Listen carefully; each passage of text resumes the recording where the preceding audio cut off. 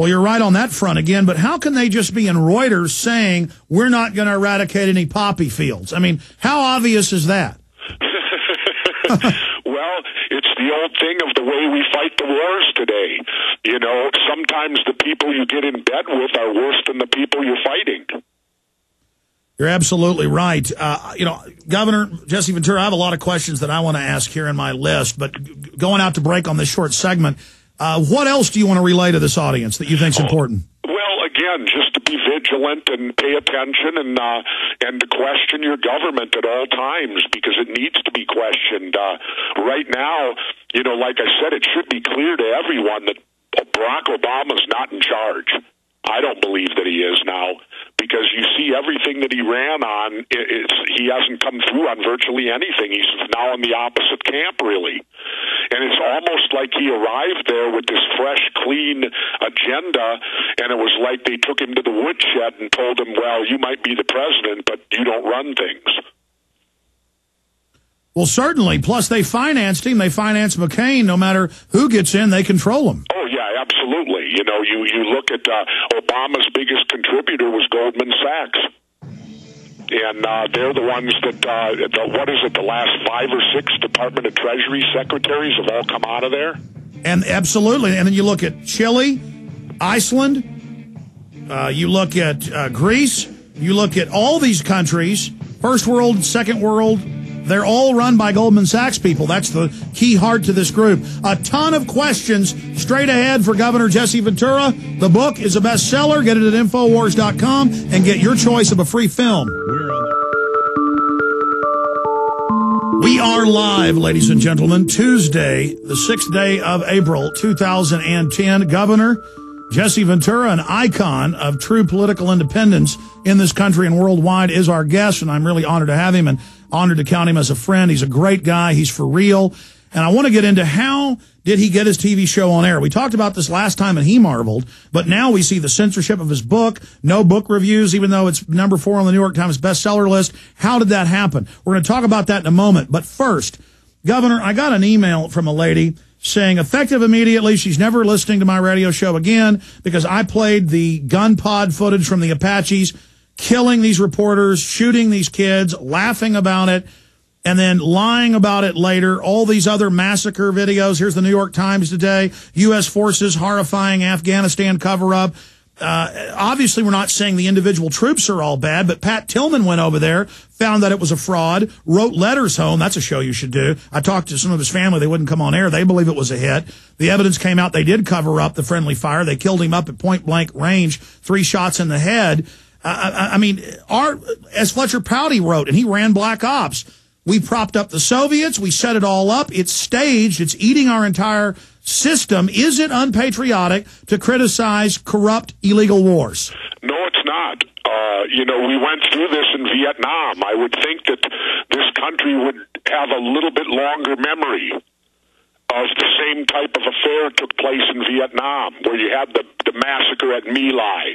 You know, people, and believe me, I'm not blaming the soldiers, I'm blaming the politicians, because it's ultimately their fault. You know, war is the result of failed policy, failed politics, and the end result is war. And so when your politicians fail you, you go to war. And because of their failure, they put our young men and women into these wars.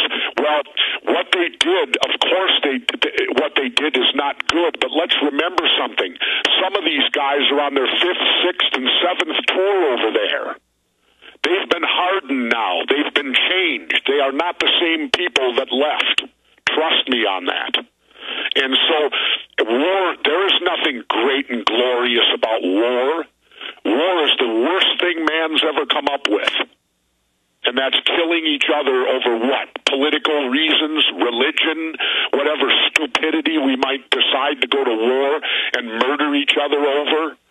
And so, no, you are not wrong in showing this, because what's wrong is sheltering people from it. That's why these wars are going on, Alex, is because the American people have been sheltered. The media is not portraying what's happening over there, and they're not even showing the body bags when they come home. Well, you're absolutely right. And you talked about Fletcher Prouty, who ran Black Ops in the Pentagon. That's on record, the liaison to the CIA. And he's documenting how they made the decision at the end of World War II to attack third world countries, to divide them, to never have an outcome, so the armaments industries could make a lot of money and get a lot of power.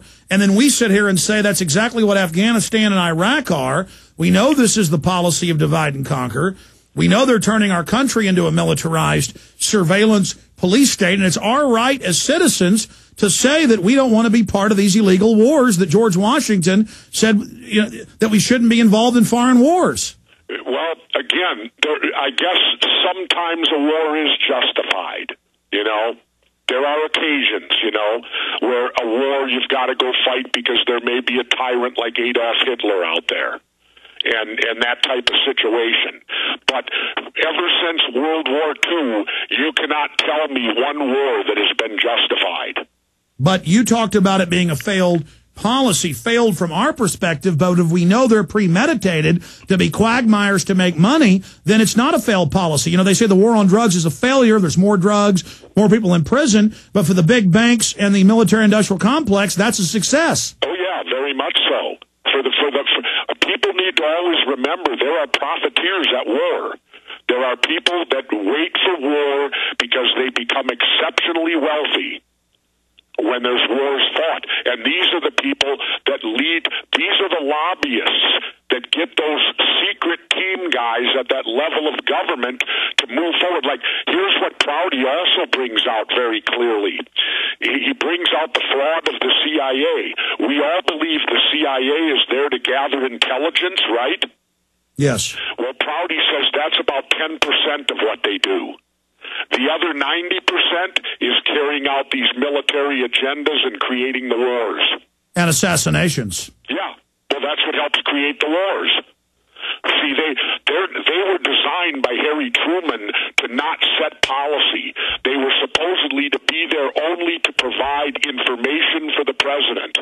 And Allen Dulles, Prouty makes it very clear that Allen Dulles, and of course he's neck deep, a member of the Warren Commission and all that on Kennedy, Allen Dulles is the one that created today's CIA, this independent rogue outlaw state that is uncontrollable now even by our own government. They're on their own now. They're cowboys. Where do you see this going? Because I have a Bloomberg report here in my stack where the federal government is telling private and public pension funds you must invest, quote, in failed banks, and now they're getting ready to go after people's pension funds. Are they trying to push the American people into some type of armed revolt? I believe they're trying to destroy the middle class. Absolutely, and why? Because we're the only country that's ever really had one. That's always been the American dream, is that you can rise from poverty in this country and you can become a millionaire. Well, that dream is vanishing quickly. There is not going to be a middle class in about 15 years, I don't believe. There will just be rich and poor. And therefore, we will be like every other country around the globe. And maybe, Alex, it's being done to globalize Mexico, Canada, and us. Absolutely. North American Union. That way people are so poor they can't ever resist the ruling class. Well, here's that Bloomberg article. They got to bring us down to Mexico's level. Oh, exactly. That's what the globalists say. In fact, there's a clip we have of Obama where he says, in this new world order, no nation can be above another. But that doesn't mean raise the third world. In the globalist documents, they want to lower everybody. Yeah, no, they would rather lower us down to the third world level. Unbelievable. As opposed to raising up the third world to our level. Let's read this Bloomberg headline for folks that are doubting me. Failed banks may get pension fund backing as FDIC seeks cash. The Federal Deposit Insurance Corporation is trying to encourage public retirement funds that control more than $2 trillion to buy all or part of failed lenders' assets, taking on a more direct role in propping up banking systems. And it talks about how the regulators are ordering them to do it. Since when do regulators order private and public pension funds to be invested in the failed banks? And since when would you, with a clear conscience, want to invest in a failed bank? Well, the government says, Jesse, they want to grab your 401k and give it to the bankers. Well, I'll tell you, Alex, I don't know. Maybe they do want an on-the-street revolution. I don't know. Well, I know they've been setting up for it and infiltrating. I know they infiltrated these militias and set them up to create the illusion that there's about to be all this domestic terror. And I believe they're getting ready to stage terror attacks, Governor, to blame it on the American people, to use Northcom against the American people. So that what, they can empower themselves into a martial law type situation? I know they've been making preparations for 2 decades in earnest, starting with Oliver North, and I know I've never seen such a build-up towards it. Okay. Well, it's something we all got to be aware of, without a doubt. But, you know, there's still us, all the masses out there, and we're still very powerful. The only thing is we have to learn to use our power.